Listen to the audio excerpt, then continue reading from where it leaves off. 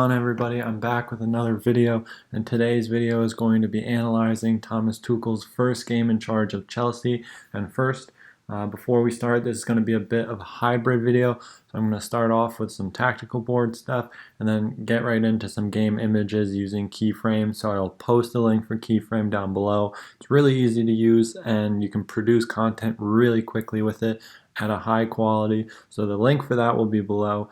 And now I'm just going to get through right to the video, and we're going to first look at the lineup. So we have a 3-2-4-1 in possession for Thomas Tuchel's team. He went with more experience, I would say, and players he was a little more familiar with for his starting 11. And then for Wolves, it was a 5-2-3 defensively or a 4-5-1, depending on how deep they were and how close they were to their goal.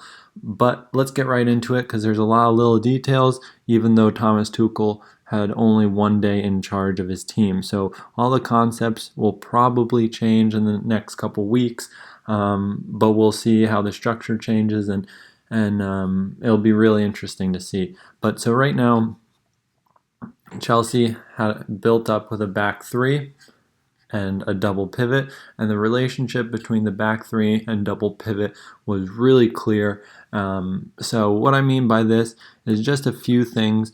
Callum Hudson-Odoi and Chilwell were the wing backs, and they often got high and wide. And then we had a four-man midfield. So before I even start looking at the relationships between the lines, I am going to just highlight the shape of Chelsea and then compare it to the shape of Wolves. So they went with like a four-man midfield with narrow, wide players playing through the half spaces in advanced roles, and then they played with Giroud up top, and then the wing-backs creating the width in the wide area. And a couple times Hudson-Odoi did tuck in while Ziyech went wider, and that only happened a few times, so it wasn't a major movement. Most of the movements and slight rotations were between the first and second line, while the movement between Ziyech and Havertz and Giroud were also very important to create space and try and break lines. So there's the shape for Chelsea. And then Wolves have a three-man front line, and Wolves didn't press aggressively, so oftentimes they did drop into a 5-4-1. Podence played through the center most of the time, but they are very fluid. They can play, the front three can play each other's roles. So sometimes Traore showed up on the left, sometimes he played on the right. I'm going to keep him on the right just for right now, but I could show situations of him on either side, and even Podence through the wide areas in some defensive situations.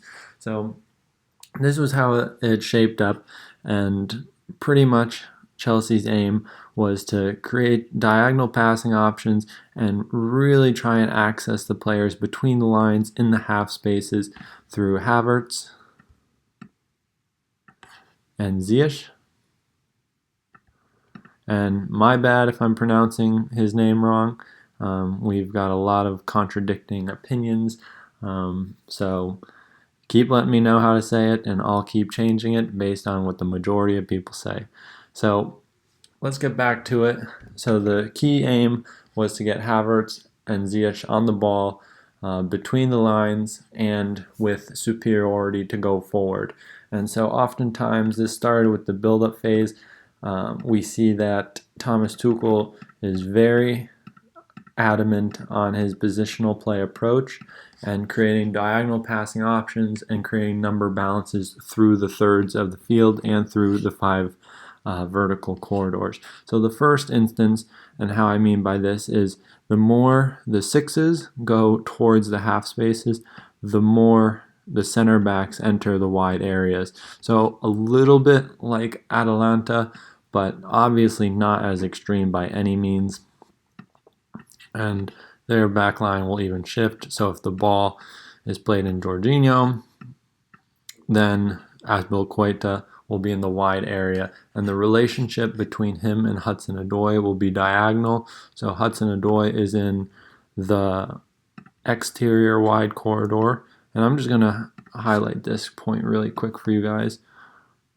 So Hudson-Odoi is playing through the external wide corridor, and Azpilicueta will enter the interior wide corridor when Jorginho enters the half space.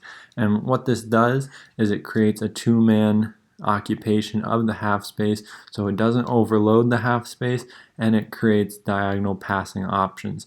So by Azpilicueta playing through the wide area, we have a wide passing option from Jorginho to Azpilicueta, wide passing option to Hudson-Odoi, and then we almost have the formation of a rondo as well. Just a asymmetric rondo with varying heights and positioning. So then players will slide over, of course. We can see how Wolves would naturally slide. And then the next big piece is the Ziyech piece. So I'll unhighlight Hudson-Odoi. Now, the player, the attacking midfielder, the same goes for Chilwell and Havertz. So the big aim is to create superiority and break the lines through the attacking midfielder. So normally in a back five, if Giroud is on the weaker side, they'll have the wide center back jump and prevent a numerical advantage being created. But oftentimes we saw these subtle movements from Giroud to just position himself between center backs to ultimately try and pin them. So when he would pin them, there would be no jumping, and then the free player would almost be created between the lines, depending on Dendoncker. So if he shifted over, then Jorginho would be free, and then from here, it's just about how do we find him. Silva can come through the middle. Usually, circulation was pretty easy for Chelsea, so if all went wrong, all options were blocked, they could always recirculate the ball through the back four. And the same went for Kovacic and Rudiger on the left side. So now the big thing is creating this staggering between the first and second line for Chelsea's build-up to promote quality diagonal passing options, varying positions from which the passes can come from, and staggering the players again to make these diagonal passes not being vertical or horizontal, but always have a multi-dimension facet to them. And then here is what a shape might look like for them. So we have Kovacic splitting Rudiger and Silva, Rudiger in the half space with Havertz, and then now we have Silva, Kovacic, and Giroud in the center, and then two players occupying the half space, Jorginho and Ziyech, means Azpilicueta and Hudson-Odoi will be in the wide areas. So really the main place, the only overloaded area would really be the center, and that's just by the shifting mechanisms, and the weak side would be left with one. So that was pretty much the basic foundation to their build-up, these movements between the first and second line, and then the slight movement from Giroud, how he positions himself. And then we can also see sometimes Giroud would drop in the positioning of Giroud, a very strong hold-up player, good target player to play into. I'm just going to adjust the pieces a little bit, try and make it as realistic as possible. I know it gets a little cluttered with the names on them, but I thought it was important because it's the first game, new lineup. So I wanted to be as detailed as possible. But with Giroud, if Jorginho, or let's go through Kovacic now, if he was able to get on the ball between the lines, sometimes Giroud would even drop deeper to look to get the ball. And what this created was a pentagon-like shape, a five-man midfield almost, with Giroud coming into the 10 spot and playing almost as a false nine. Not really drastic, it was more just he was a bit deeper as a forward. And then what this could do it could create a third man movement stemming from Giroud, get into each of the half spaces. But sometimes these distances would vary between the players, and it didn't really work out with extreme progression, but the pattern was there to be played with Giroud coming deeper and then the back line adjusting. So I just wanted to point that out to see if we see more of that, to be wary of that. Giroud coming in and making himself an option direct from the double pivot. Havertz and Ziyech playing through the half spaces still, but varying their width depending on where the ball is.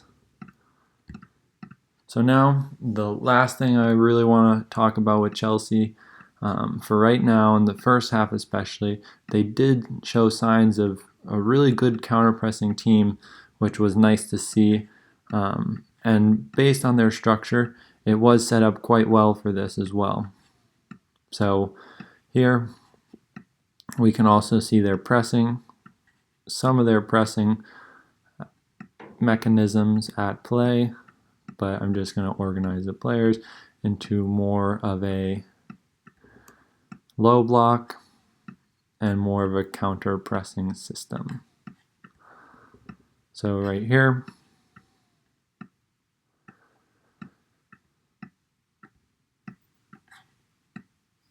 don't want to make the players too spread out, but okay, so here we have it.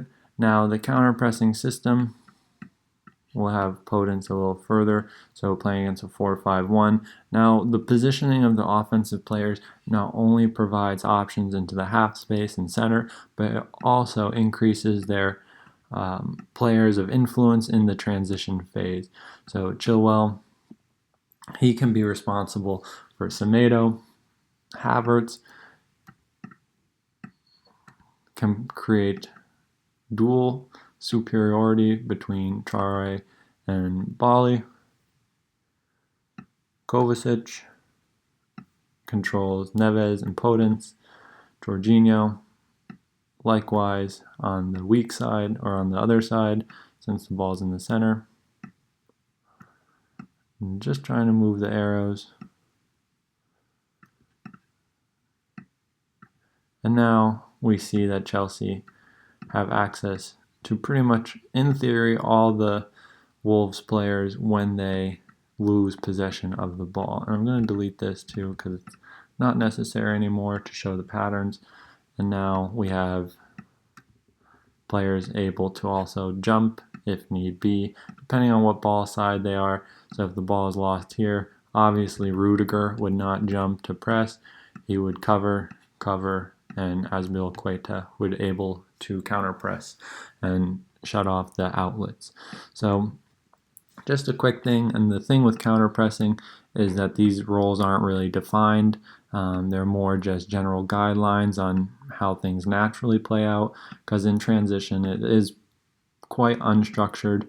So we might see Giroud moving back and to press a double pivot to back press them. He might move wider, just depending on the passage of play, where the players end up. Just wanted to draw those lines to show generally how Chelsea might counter press, because that was a concept they used and it looked like option oriented, but it is still too early to tell to judge them on it, because that's something that takes some practice in the training ground and takes a while to really get all on the same page with. And then, so now we'll look at the pressing system, even though it wasn't used too much. And defensively, they looked, Hudson-Odoi was the clear wing back with Chilwell, but they played most of the time in Wolves' half, so they didn't come back too deep most of the time. They didn't spend too much time in the defensive phase either, especially in the first half. Jorginho and Kovacic holding midfielders, Kai Havertz on the right, Ziyech on the left, and Giroud. So it was almost a 5-2-3 from them as well, which allowed, let me just put the players in an offensive shape. So from here, we can see just the lineup from Chelsea and how it almost directly matches the lineup from Wolves. And they didn't press much, but just want to show the players who might be responsible for who, just so you get an idea what to look for. Matched up pretty well. And Wolves really didn't circulate the ball a lot, so it was more just an initial press and then defending a longer pass. But I thought I would show it just to be clear, just to know who to watch out for. So Podence might drop in as a 10 with Azpilicueta. So we see really the lineup, and I'm not going to use arrows for the back four, I'll use lines. So almost matched up perfectly with the two lineups, and based on where the ball was, they could shift, create a man advantage. Like, for example, Chilwell, Rudiger could shift, releasing Azpilicueta to jump, and then they have their superiority and leaving Semedo free on the weak side, who doesn't have access to the ball. And through the lack of circulation, it wasn't a big deal. So those were just a few concepts that we saw from Tuchel and his new Chelsea side against the Wolves side that was struggling at the moment. But I hope you guys enjoyed. I hope you learned. And now we're going to move into the second half of the video with the keyframe examples on some live match examples on how Chelsea played and some real pictures. So we're going to transition there now. Alright guys, moving on for this video, we're going to go into keyframe now. Again, the link is in the description. If you guys are interested in getting a free trial or signing up for keyframe, it's a really useful tool, really easy to use, and it's really helpful for whoever you're making content for, whether it's players, coaches, whoever. So check it out, but let's get right into it. Continuing now with Tuchel's first game in charge. So he went with a back three in build-up and in defense in his both phases of the game. Went with the back three and a double pivot. He also went with a four-man midfield with two holding midfielders and two attacking midfielders. I'll highlight one here. That might actually be Giroud, but he takes up the position of an attacking midfielder. But really, the main relationship, the biggest distinction, was the relationship between center backs and their holding midfielders. So the biggest takeaway here from Tuchel's first game in charge is how they staggered the first and second line of players in the build-up phase, and how they used the half space and the numerical occupation of the half spaces. I can even try and highlight the half space here for you guys. Let me just see if I can get the lines down so the angles are right. It's a bit tricky. So more or less, we're looking at the half space here.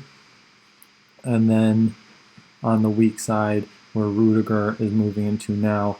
So the more a pivot would move in to the half space, the more a pivot would move into, I'll use blue just to keep things consistent. So the more a pivot would move into the half space, the more the center back would move into the interior part of the wide corridor. And then the players would follow suit, shift over to maintain the connections between each other. So this was pretty much one center back would vacate the half space while the pivot would enter, just to create numerical balances so they don't overload the half space.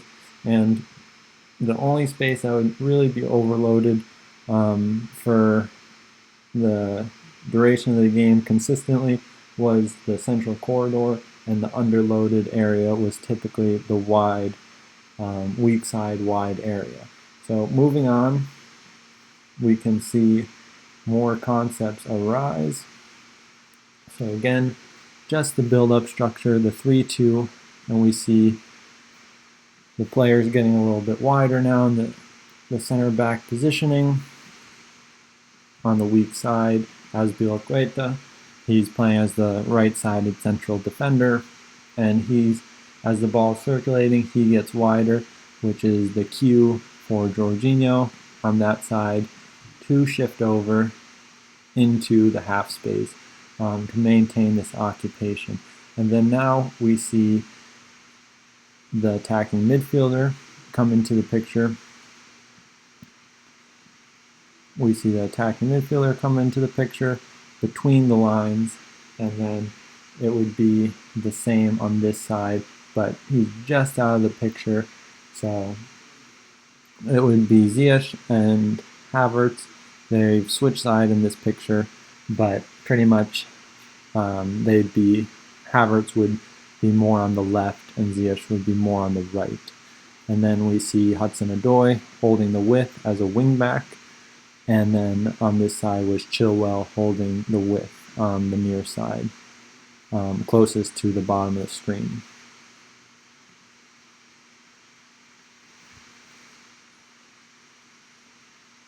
So next picture. So next picture here, just going to remove the top there. So now when the ball would go into the pivots, sometimes they would do a little bit of a horizontal positional interchange where Kovacic would move to the weak side while Jorginho would come across the middle and receive the ball in between the platform area. So let's try to highlight this on why they did it. So we have Wolves in their 5-2-3 structure in the middle, and I'm just going to clear everything quickly, highlight them again, and now we have Jorginho on the ball in the central corridor, and then now we clearly see his passing options in each advanced area between the lines. And I just want to point out quickly the position they take up. They're in the half spaces, holding that position in the half spaces, which will then give them diagonal passing options from Jorginho or Kovacic in their first horizontal interchange. Jorginho becomes the player they're able to launch the attack from, and then so from here, by holding their positions in the half spaces, Havertz and Ziyech are positioned outside the width of the holding midfielders. So they are created the potential for positional superiority, which they will be able to then receive a diagonal passing option and eliminate a line of pressure and go on the inside and attack the back line. So that was just a little horizontal interchange from Chelsea between the double pivot of Kovacic and Jorginho, highlighting again. And then now we start to see Chelsea moving up the field, and we get a little quick glance, which we'll go into later, of their rest defense structure, which has these four players involved who I've highlighted, and the wide center backs are just slightly higher with Thiago Silva as the cover player in behind, who's a bit deeper to control circulation. And then, so the last piece of this is we start to see the diagonality in the entire structure, and pretty much this is made possible through the occupation of the advanced half spaces and the positioning of the double pivot. So a good way to tell this is if a diagonal line can be drawn from one player to the weak side, and this is a good judge on whether the team has good diagonality, which pretty much means the ball can change direction, change height in any pass. So they'll always have a multi-dimensional passing option when going throughout the possession. And then, so now we're going to move in moving forward here. So now we see the rest defense come into play, attacking the low block. Sorry about that. So we see Azpilicueta, he's coming forward now. And so is Rudiger slightly. And they almost form a line of a four-man line which occupies the central corridor and both half spaces. And with Thiago Silva at the base, and this is pretty much to close the distances between the Wolves midfield and the Chelsea rest defense structure. So what this will do is it will close down the space.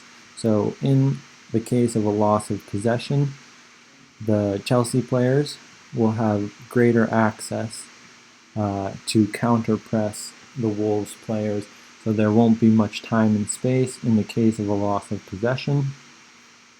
They'll have a shorter distance to cover while still being protected in behind by Thiago Silva, who will be covering the rest defense structure. Because of how deep Wolves sat, they could commit more men to these areas. So, and then pretty much the overall structure of the attacking midfielders stayed the same between the lines, and then the positioning of these players pretty much stayed consistent. I mean, they positioned themselves between the Wolves midfielders, the center midfielders, and the wide midfielders on either side. So it's pretty standard way to affect the defense, affect the midfield, and the biggest difference was the narrow positioning when they move against the low block. Chelsea's narrow positioning of their holding midfielder, while the center backs take up a wider position closer to the wide area. So then this leads us to our next point. The wide center backs on Chelsea would always have a diagonal relationship with their wing backs. So that was important for the Chelsea structure moving forward, and it was important to note. Now I'm going to move to the next picture. So here it is, just another picture showing the same relationship between Chelsea players.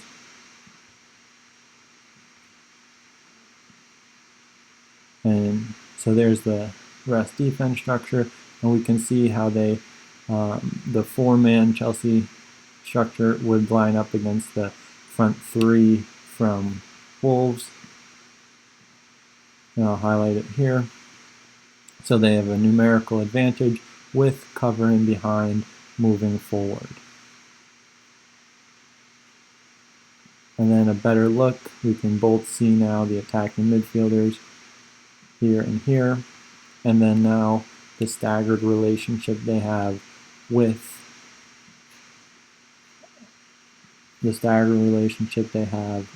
Giroud.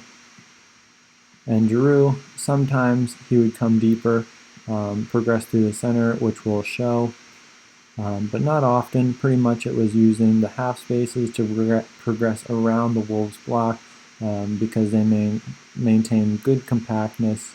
So we'll just move on to the next picture. All right. So here we are, another picture that I wanted to show for the diagonal aspect of the Chelsea structure. So we have Rudiger starting the base, Kovacic, Jorginho, Kai Havertz, and Hudson-Odoi. It's not a perfect line, and really, when we're drawing these lines, we don't have to include both the pivots. We can just include one, and then on the weak side, we can draw the lines as well.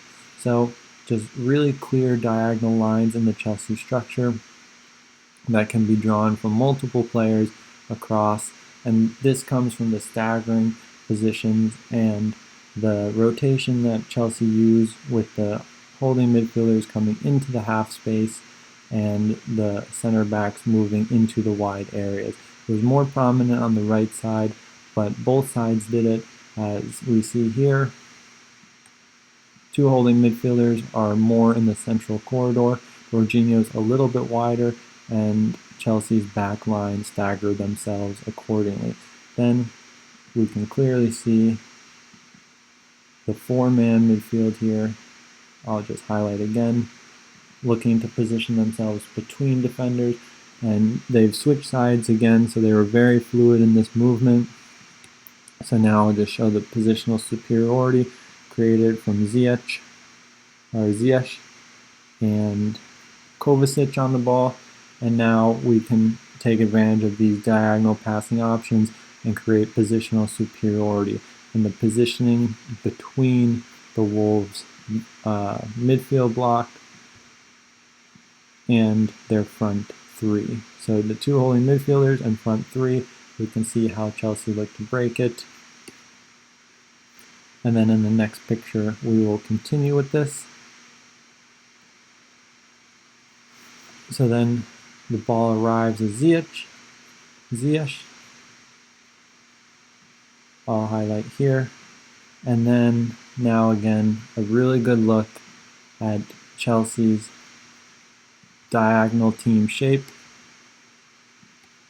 and the staggering of the holding midfielders now, so they're not on the same line, they're on different diagonal lines, and we can see just how the different diagonal lines are created through the team, again to create these positional superiorities to make it harder for Wolves to defend and to make it easier for the Chelsea players to receive and progress the ball. So now, again, we see their whole team shape clear now.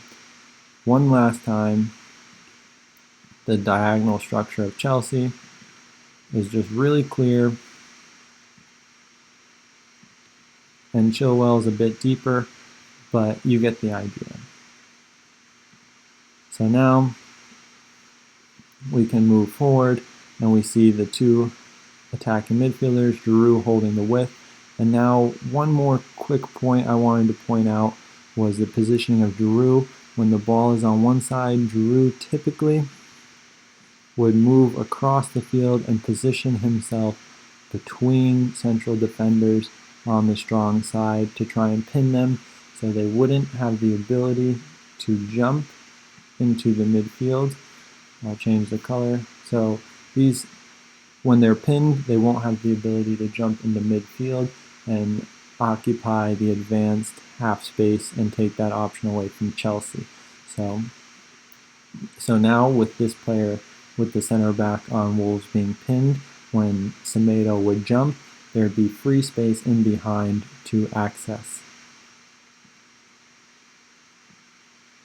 So here's a perfect example.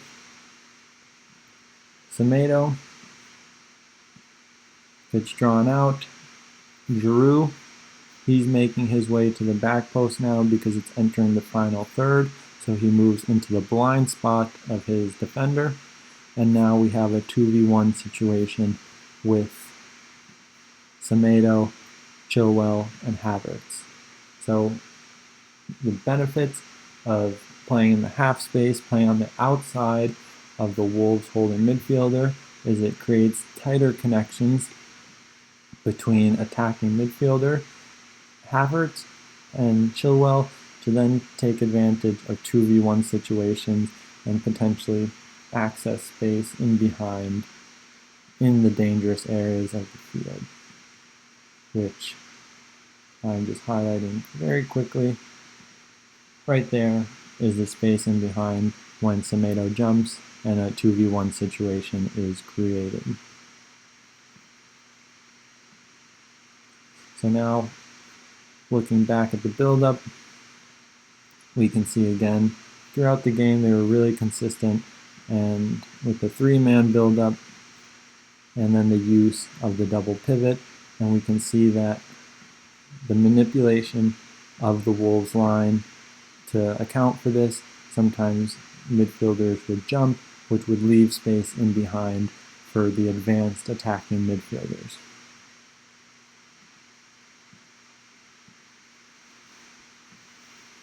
So now I just wanted to show this to have a different source of progression. So this is showing a central progression So not going through the half spaces this time directly, but first playing into the central corridor into Giroud and using his build-up phase. So another pattern from Chelsea used was Giroud coming deeper between attacking midfielders. Sorry about that. So Giroud coming deeper, being followed by the central defender. And now they can create a third man movement, which I'll highlight. The third man movement from Thiago Silva straight to Giroud. Now Giroud has options for a third man movement on either side. Kovacic is in a better position, so when the ball comes here, then we see the narrowing of the Wolves defense around the ball, which frees up space in the wide areas in advanced half spaces for the attacking midfielders. So just a different form of attacking for Chelsea, and some things to come with third man movements in the build-up phase. But now let's look at the transition moments. So the ball is lost because counter-pressing was a big feature for Chelsea, especially early on in the game.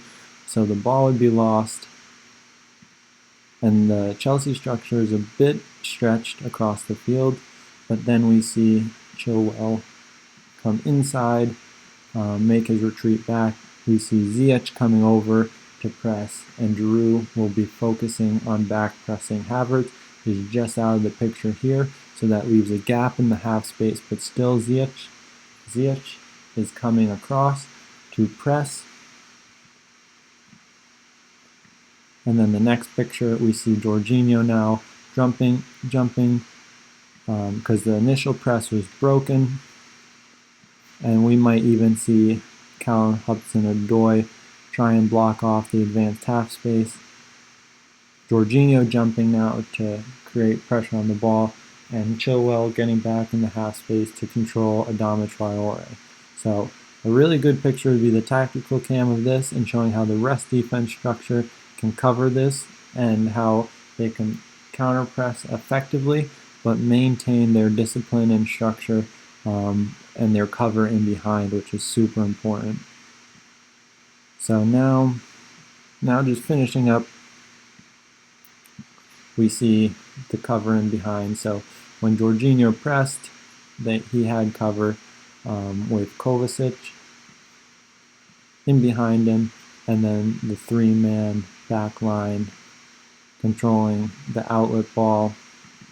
So we had Azpilicueta covering Neto, and Rudiger in the left half space controlling Adama Traore, and then for the long ball in behind, Thiago Silva was covering both his wide center backs to then just easily intercept any ball over the top and when they counter pressed, which made them which shows signs of them being very effective in this area. Something to look forward to. So now just a little bit of pressing.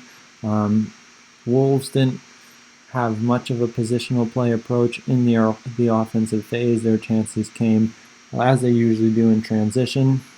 So just be aware of that. But we have Havertz, Giroud, and then on the weak side, Ziyech. So they'd be responsible for pressing the central defenders, and then more man-oriented midfield, but there are still signs of controlling spaces so they won't get drawn out. So we see Kovacic and Jorginho jumping to the holding midfielders of Wolves, and then Chilwell on one side, who is controlling the wing back, and then on this side, Callum Hudson-Odoi would be doing the same for the opposite wing back. So just wanted to show you a quick example of things to come so we can get an idea of what Chelsea are looking to do in the future. And then the long ball is being played. Again, we have our double pivot who we just highlighted, Rudiger, Silva covering, and now Azpilicueta on the weak side. So Rudiger was responsible for Pedro Neto here, and then Silva, the ball went over him, so Silva will clean up, and now Azpilicueta is the cover player. So this was just a quick video. I want to show you some examples of what Chelsea are looking to do in multiple phases of the game. It was Tuchel's first game, and there'll be more clear concepts in the next video, in the next game. So we'll be on the lookout for that, and I hope you guys enjoyed it. If you're interested in Keyframe, please check it out below. Thanks for watching. Please like and subscribe to the channel. Thanks so much.